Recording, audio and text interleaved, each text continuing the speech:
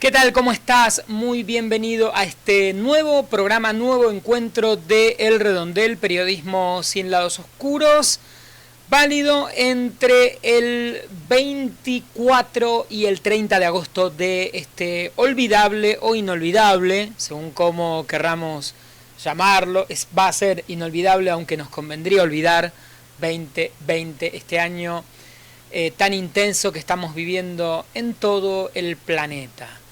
Vamos a compartir durante 60 minutos este humilde pero potente programa de radio en el que compartimos algunas de las noticias, algunos de los temas de actualidad de la Argentina y del mundo. Este programa de televisión, este contenido en YouTube, en redes sociales, no importa cómo nos consumas, nos elijas, nos sigas o nos escuches, la idea es, como decimos siempre, dar vueltas alrededor de algunas noticias que nos parecen importantes, pensarlas, discutirlas en voz alta, estoy trabado hoy, traer más soluciones más problemas que soluciones, al contrario, justamente todo lo contrario es lo que buscamos hacer semana tras semana, reflexionar algo y no hacer este periodismo que todo el tiempo te dice cómo hay que pensar, sino en todo caso proponer ideas, proponer reflexiones para que cada uno, con lo que ya piensa, con lo que escucha de algún otro lugar, con lo que decimos nosotros, haga su propio punto de vista. Todo esto con buena música y, como siempre, durante 60 minutos en la versión completa. En un rato te cuento más y ahora ya empezamos con la apertura de la primera sección. Empezó como algo trabado, me parece, en la apertura, al menos el programa de hoy. Ojalá ahora venga esta zona, este primer bloque, el bloque de la actualidad nacional y política, un poco más fluido y un poco más espontáneo. En el bloque del medio, una vez que terminemos este bloque, venga la versión musical en la versión completa de 60 minutos de radio. Vamos a compartirte todas las alternativas para que nos descargues, escuches, sigas, lo de Spotify, redes, absolutamente todo, así que espera un ratito nomás, después del bloque de actualidad, todos los datos de contacto, cómo podés seguirnos y descargarnos, el canal de YouTube, toda esa data viene nada más que en un rato. Y ahora sí vamos a comenzar a hablar de los temas más importantes de estos días. Sin dudas, la noticia de las últimas horas de la semana anterior, con las repercusiones en esta que estamos comenzando, la decisión del gobierno a través de un DNU que luego seguramente va a tener que ser refrendado por el Congreso Nacional, de declarar como un servicio público a la televisión paga, a internet y a la telefonía móvil, y todo lo que se ha generado al respecto. Hubo mucha discusión, ojo que hay mucha noticia falsa, fake news dando vueltas. Vamos a repasar un poco, por supuesto. Que algo sea un servicio público no significa que haya una estatización ni que sea del Estado.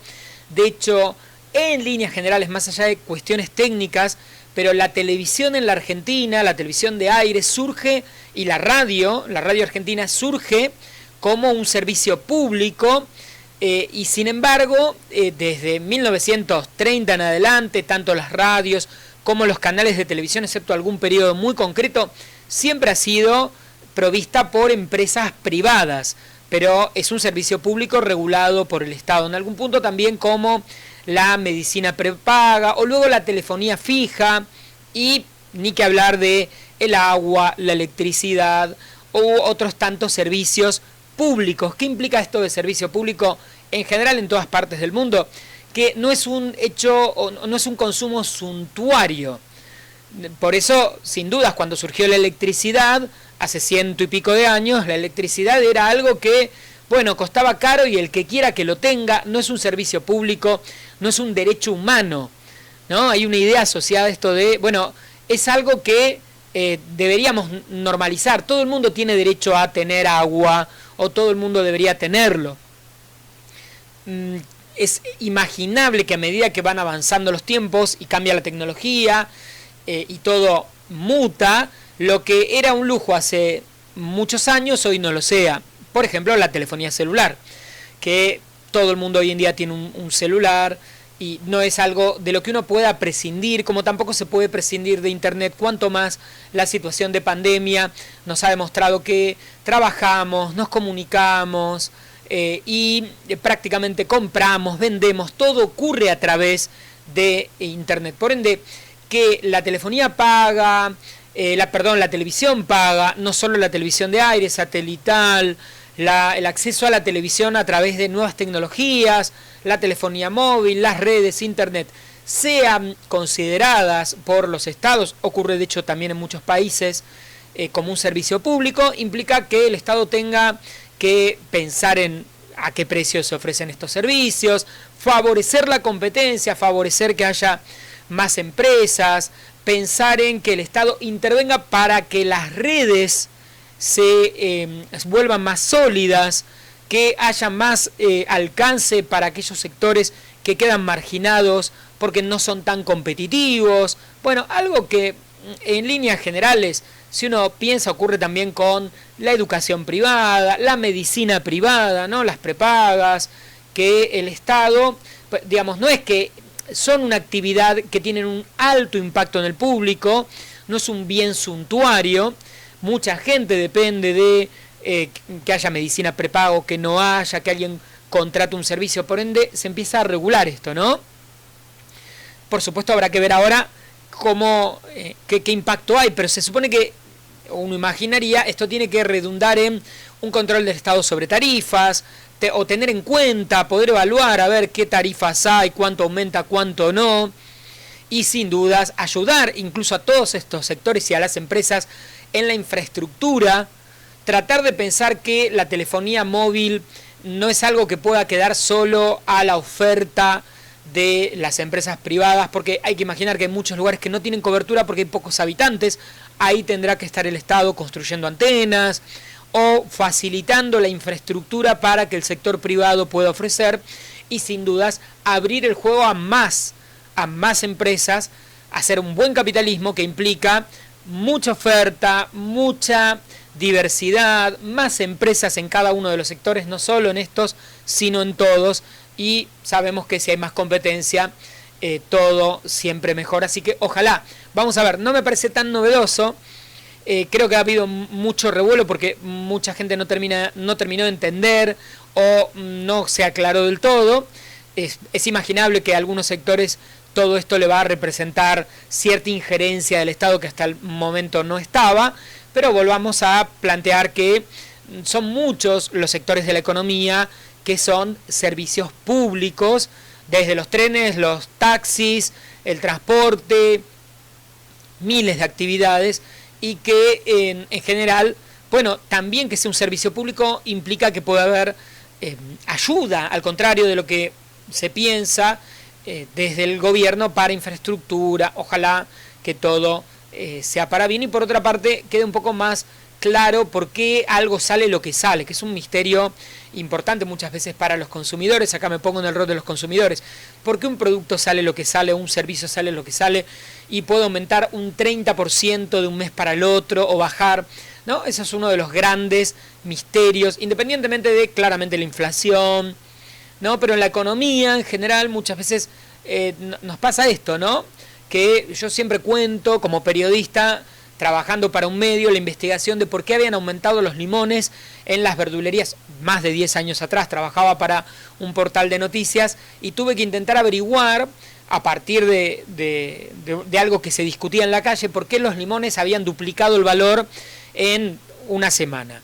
Y llamé al mercado central, hablé con productores de limones en el interior, en Entre Ríos, en Tucumán, hablé con cadena de valor, ¿no? Con la compraventa en el medio, con las verdulerías, nadie sabía.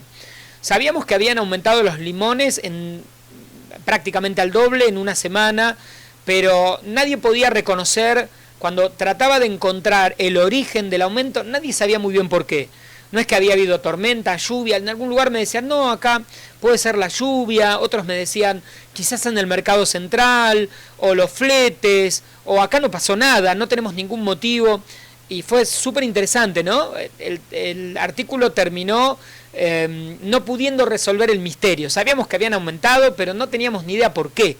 ¿Qué había pasado que justificara en cuanto a esa estructura? Bueno, claro, hay escasez, no es temporada, no encontrábamos ninguna razón para que el precio se hubiera duplicado. Bueno, esto es un poco algunos de los misterios que como consumidores padecemos o sufrimos muchas veces, ¿no? Y en general siempre son aumentos, ¿no? Nunca son bajas de productos, ¿no? ¿Por qué aumentó esto tanto? ¿Qué pasó? ¿Estamos fuera de temporada? ¿Es la lluvia? No llovió. Entonces, ¿por qué? ¿Qué pasó? ¿Qué aumentó? Bueno, a veces hay alguna explicación, a veces es un misterio. Bien, de hecho, voy a retomar esto. Es interesante pensarlo. Ha habido proyectos del gobierno de Mauricio Macri, por ejemplo, de Gladys González, que pedía declarar servicio público a la telefonía móvil e internet también de hace un par de años. Así que es algo que muchos sectores del gobierno y de la oposición consideran como algo más o menos obvio y un paso a dar, y creo que sin dudas la pandemia ha avanzado o ha generado un poco más de movimiento al respecto. Tengo algunos otros temas que me parecen interesantes. Por supuesto, podemos hablar de la situación por el coronavirus, que tiene varias ramificaciones, ¿cierto? Amesetamiento en Ciudad de Buenos Aires. Igualmente la ciudad es el distrito con más porcentaje de personas enfermas y fallecidas cada 100.000 habitantes, pero estamos en cierta zona de, al menos si confiamos en las estadísticas, vamos a confiar en todas, amesetamiento, mientras que el virus crece o se descontrola en otras partes que un mes y medio atrás, 2 meses, estaban bajo control. Ni que hablar de Jujuy, pero también Mendoza, Río Negro, parte de Santa Cruz, algunas otras provincias, Córdoba, un fenómeno similar al que se vivió en Estados Unidos, como el virus se fue corriendo desde Nueva York, o por ejemplo, ¿no? Porque fue quizás el primer pico de la pandemia en Estados Unidos, hacia el oeste, hacia el sur, Florida, Texas, hoy California, que creo que en estos días, en estas horas, tiene los números más altos.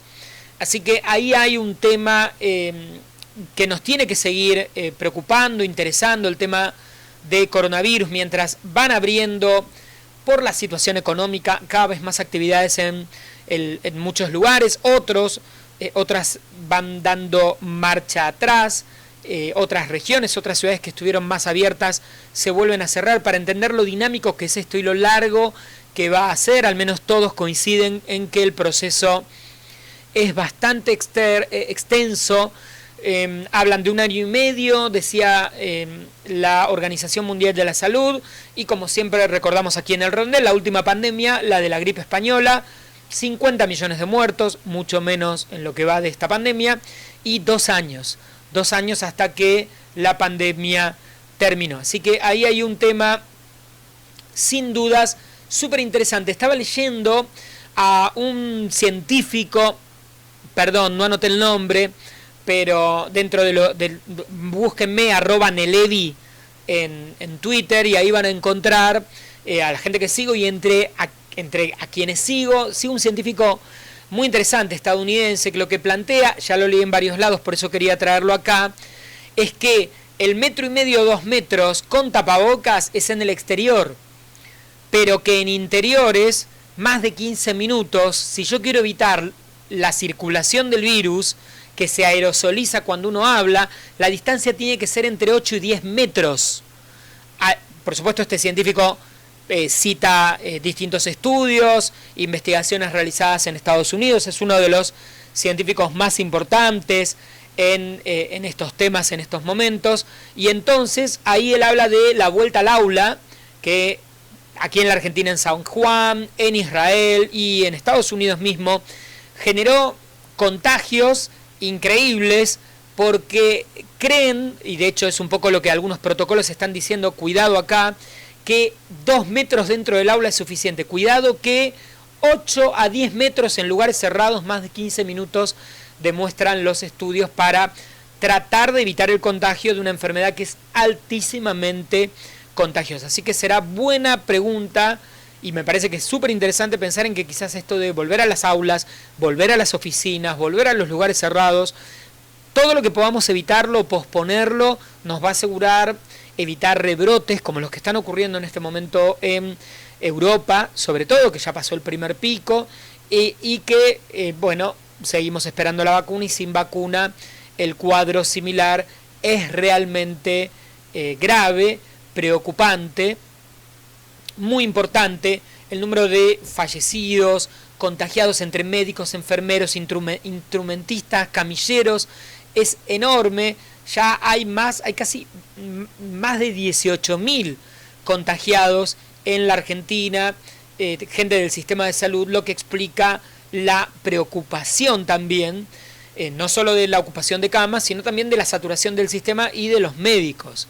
Y ahí tendríamos que hablar de los medios, podemos volver a hablar de Viviana Canosa, imputada, investigada por su recomendación de tomar ese desinfectante de superficies que es en definitiva el dióxido de cloro, y la discusión que creo que necesitamos los periodistas, los profesionales de los medios.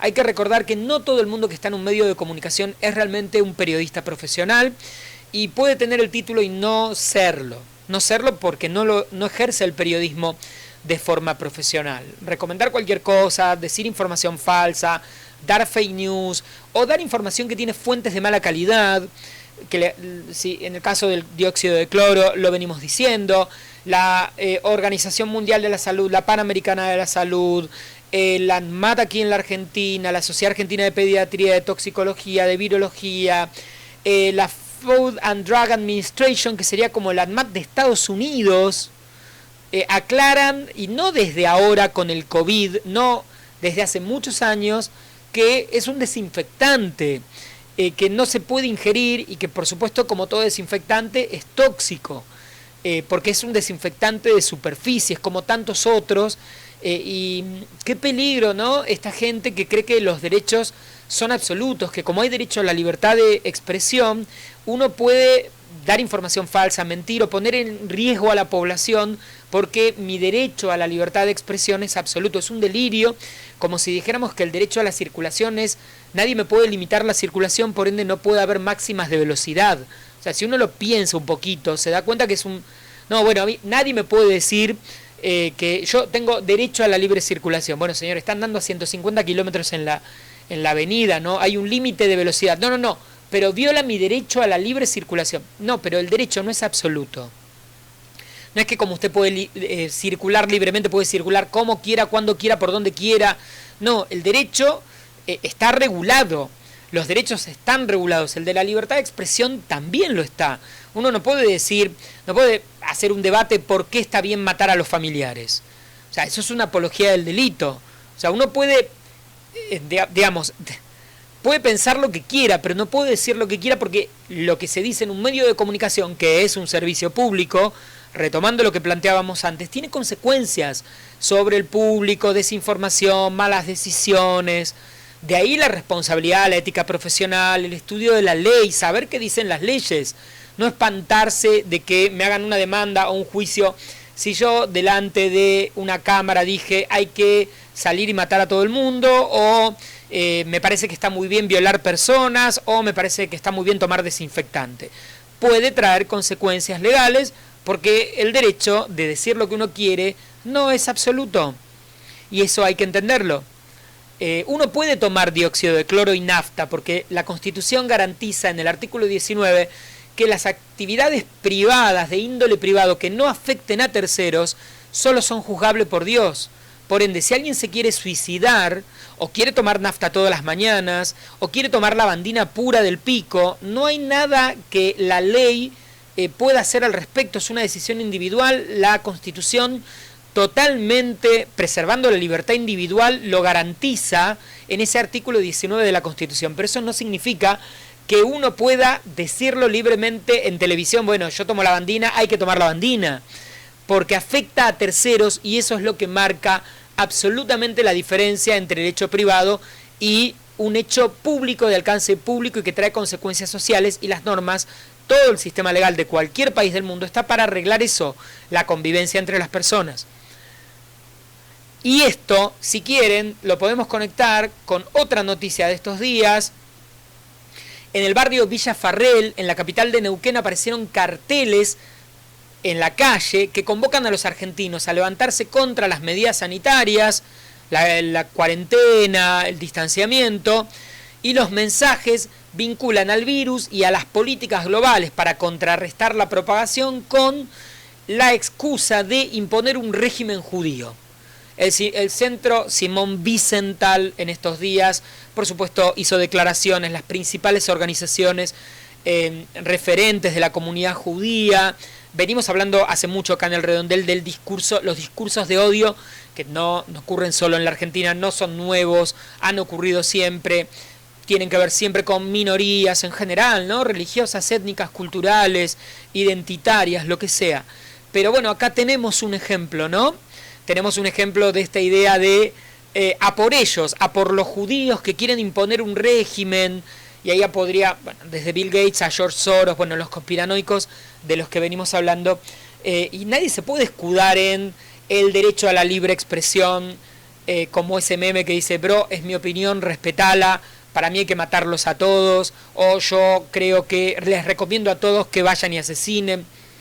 El derecho a la libertad de expresión no es absoluto, cuesta mucho que lo entiendan y nos invita a todos, a los que hacemos radio, medios, televisión, comunicación, periodismo y a los que escribimos cualquier cosa en redes, a tener conciencia de eso y a entender que cualquier cosa que digamos en forma pública trae consecuencias. A docentes, siempre la comunicación puede traer efectos positivos o negativos y nuestro gran desafío es tratar de que lo que digamos o lo que hagamos sea para mejor y no para peor.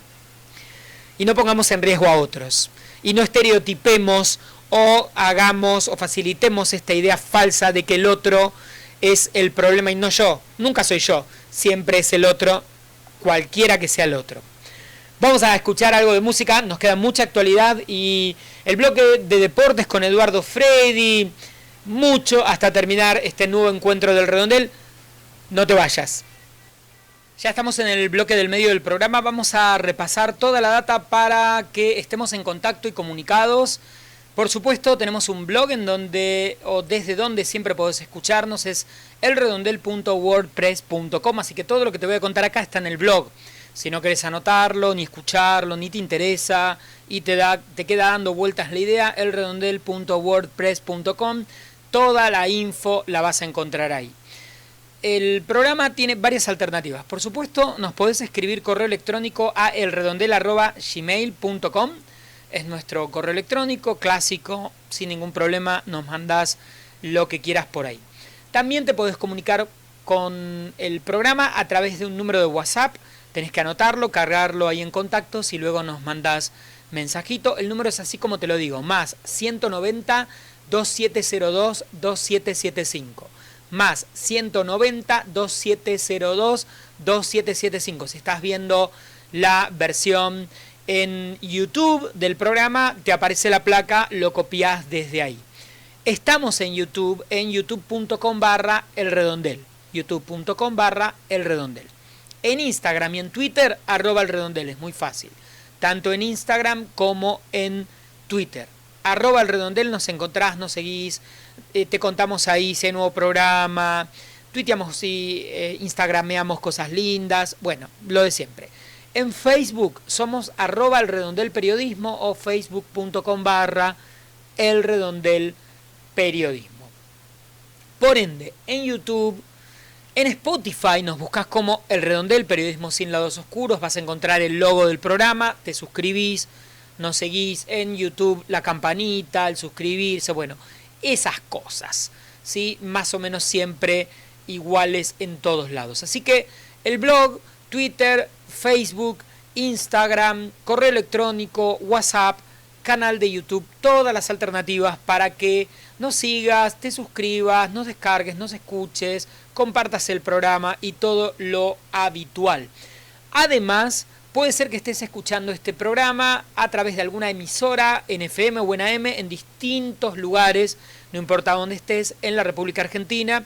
Es porque varias radios incluyen en su programación El Redondel. Así que si nos estás escuchando de esa manera, en el mismo día, en el mismo horario, la próxima semana, habrá un nuevo programa. Y si sos alguna radio, sos gente de alguna radio y te gusta el programa y lo querés incluir en tu programación o en tu aire, avísanos. Así lo compartimos en el blog y por supuesto es gratis, nos descargas y nos incluís para que el Redondel se escuche y se difunda y suene o se vea donde se pueda ver, donde se pueda escuchar. Listo el bloque del medio, así que seguimos. Hablemos algo del planeta Tierra, del mundo, algunas noticias. Todo se prepara en los Estados Unidos para las elecciones del próximo 4 de noviembre. Con el tira y afloje, ya tenemos a los dos grandes candidatos, por supuesto el presidente Donald Trump y Joe Biden por el Partido Demócrata. En estas horas se escucharon los testimonios de Marianne Trump Barry, la hermana de Donald, que dijo que su hermano no tiene principios y es una persona que no está preparada para el cargo que ocupa, el de presidente, por supuesto, así como livianito. Esto lo difundió el Washington Post, uno de los grandes diarios de los Estados Unidos, y parece que la buchona de esta historia, siempre hay un buchón, es la sobrina de Donald, Mary L. Trump, que grabó a su madre hablando mal de su hermano. Dijo, mi familia creó al hombre más peligroso del mundo, dijo la hermana de Donald Trump, del actual presidente de Estados Unidos. Y hablando de peligros, en España, Miguel Bosé, como el equivalente a los anticuarentena que hay en otras partes del mundo, todos los países tienen alguno, convocó una marcha en Plaza Colón en Madrid para oponerse al uso de mascarillas. Acá las mascarillas son, el tapabocas, lo que llamamos tapabocas, es obligatorio en la Argentina y la mayoría lo usa, es verdad. Si uno va por la calle, sobre todo en una gran ciudad como Buenos Aires, encuentra un 10, 20% de gente que no lo usa, sobre todo en lugares con mucho movimiento, pero en España no era ilegal hasta hace no era obligatorio y ahora se volvió obligatorio. Una cantidad de gente que fue a decir más o menos lo mismo que en toda marcha anticuarentena, ¿no? La mezcla entre la confabulación, la vacuna, el virus, el 5G, la confabulación del orden mundial y todo eso, y en el medio de todo eso estos personajes, figuras públicas queridas, ¿no? Que, como acá hablábamos de Viviana Canosa, dicen, hacen estas recomendaciones. Igual Bosé no fue a la marcha, aunque dijo en redes que convocaba, y luego lo vieron con barbijo en otro lado. Bueno, estas cosas que ocurren, que haz lo que yo digo pero no lo que yo hago. Algo por el estilo en España sigue siendo noticia en estos días con el rey, el ex rey, el rey emérito es el cargo, Juan Carlos I, que está en el Golfo Pérsico, en los Emiratos Árabes Unidos. Justamente las denuncias por corrupción, por cobrar coimas que pesan sobre el padre del rey actual, vienen del Golfo Pérsico. Las denuncias dicen que cobraba coimas de las monarquías del Golfo, y ahí está, qué paradoja, ¿no? Qué cosa loca. Lo de los rebrotes en España, en Francia, en Italia, es todo lo que ya sabíamos que iba a ocurrir.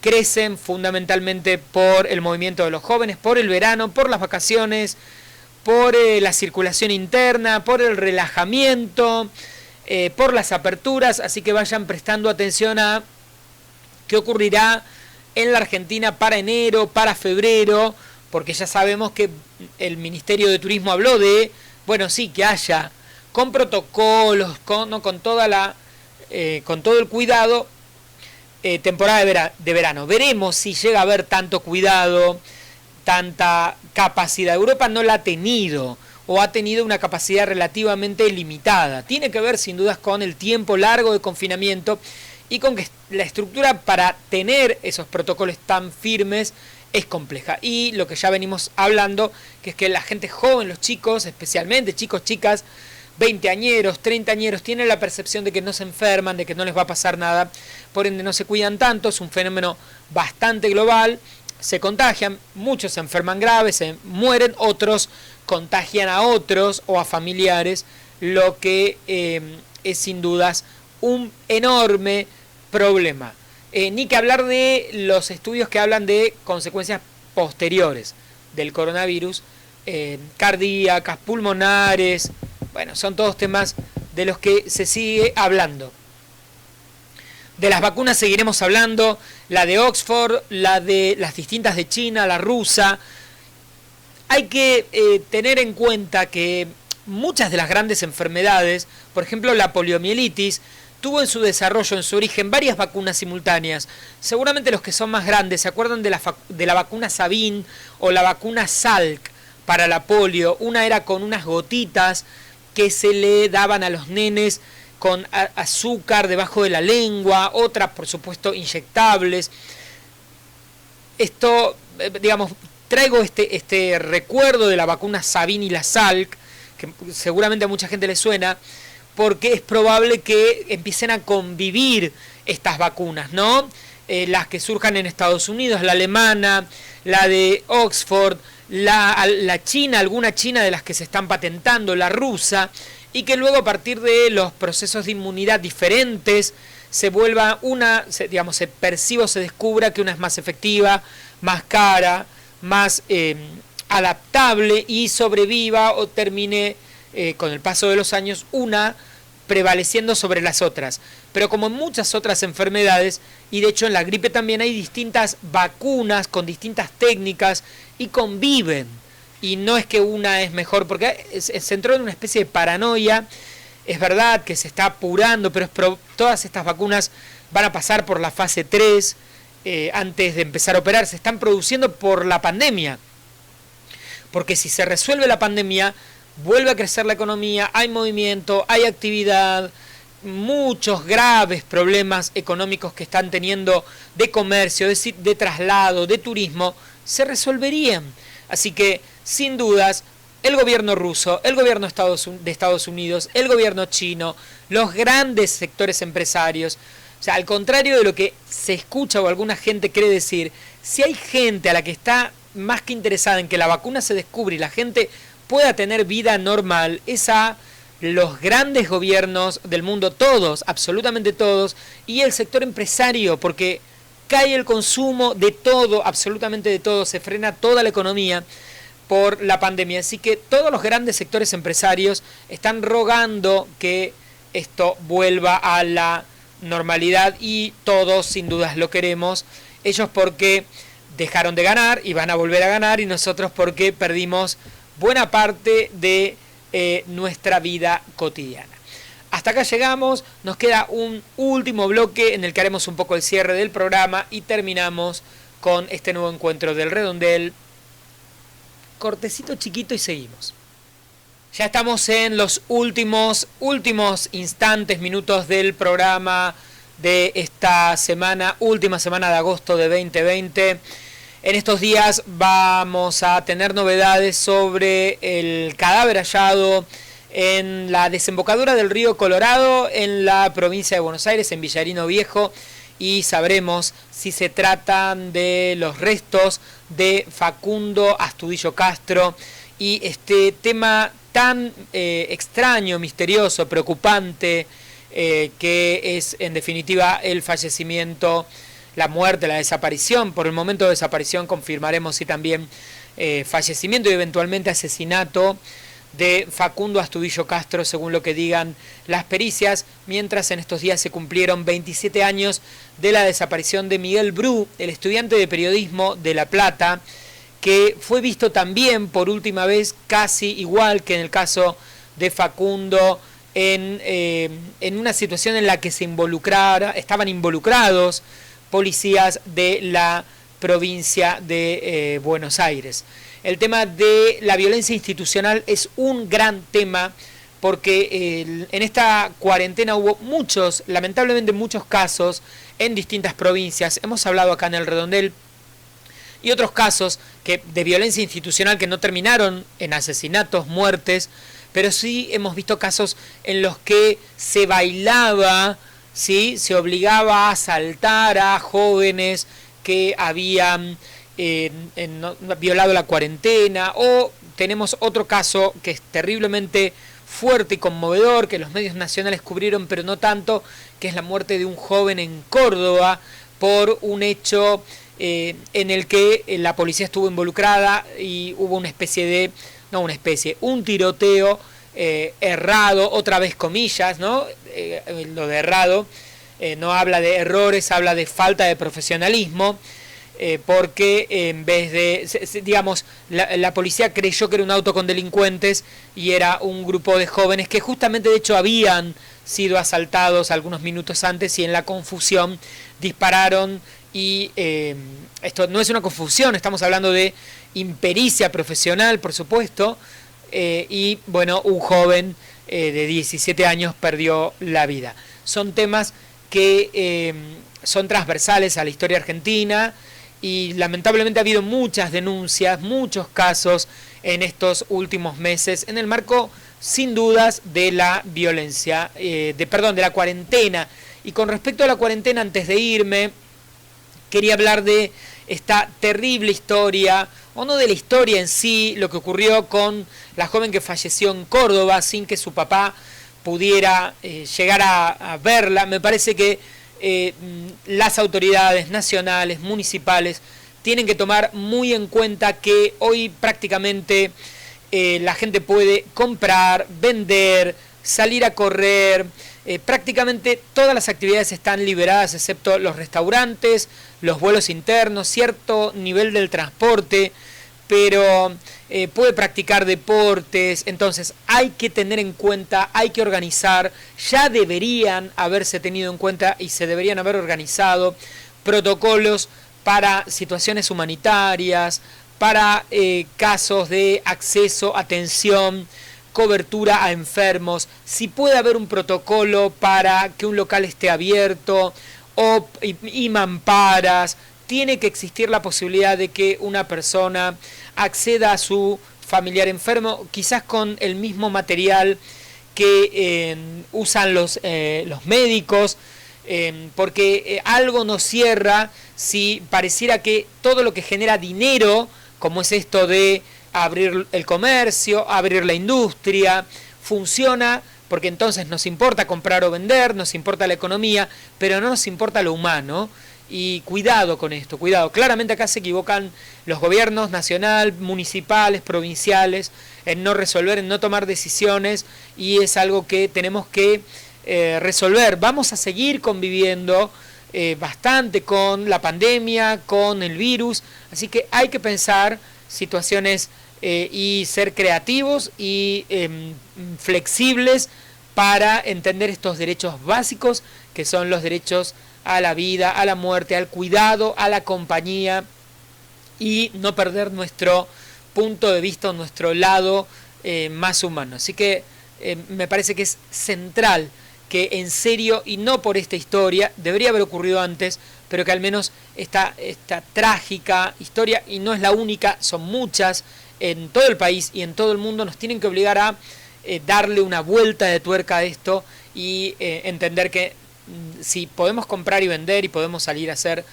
footing y podemos mucho de lo que estamos pudiendo hacer deportes individuales, ir al psicólogo, claramente tenemos que pensar el tema de los enfermos, el tema del sistema hospitalario, y también tenemos que ser muy responsables. Y vuelvo a lo que venimos diciendo desde el inicio del programa: solo lo que sea importante y todo lo que podamos evitar, evitémoslo por nosotros, por nuestra familia, por los médicos que están falleciendo, enfermándose, porque no nos cuidamos. Cuidémonos, que toda la información para cuidarnos está y es disponible. La distancia, si nos cruzamos con gente, cuántos metros, cuántos minutos, podemos hacerlo todo de la mejor manera posible. Para tratar de que la gente esté bien, nosotros, la gente que queremos y los que no conocemos también. Buena semana, nos estamos viendo en 7 días. Mi nombre es Nicolás Elevi, @Nelevi, o Nicolás Elevi en mi canal de YouTube, en Twitter, en Instagram, me encuentran en todas partes y nos estamos viendo. Besis, cuídense, buena semana, que ande todo tranquilo. Chau, chau.